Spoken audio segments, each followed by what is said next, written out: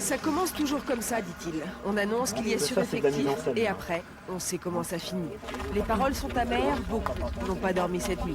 La nouvelle est tombée hier, en fin d'après-midi, dans un rapport confidentiel remis aux élus du personnel. Derrière chaque ligne, tous découvrent de bonnes raisons de s'inquiéter. Le marché du téléphone a beau être porteur, les commandes d'Alcatel augmentées, le groupe CIT annonce un déficit de 500 millions de francs pour 1996.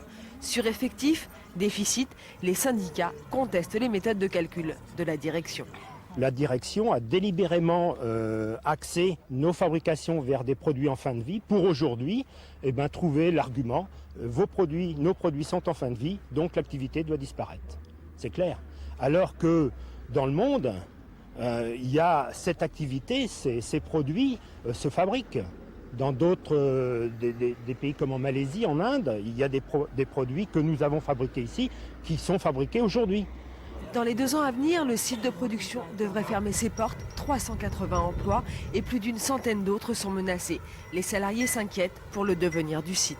Alcatel à Lannion, c'est un tabouret qui a 3 pieds. Le premier pied, c'est de la production. Le deuxième pied, qui est numériquement le plus important, c'est de la recherche et du développement. Ce sont des gens qui écrivent des programmes informatiques. Et le troisième pied, ce sont des gens qui installent des équipements de télécom à l'étranger, en Asie, en Afrique, en Amérique latine. Et si on enlève un des pieds, il y a de bonnes chances que le tabouret se casse la figure. La direction s'est engagée à ne pas fermer le site, mais déjà, la disparition de 500 postes pourrait avoir de lourdes conséquences.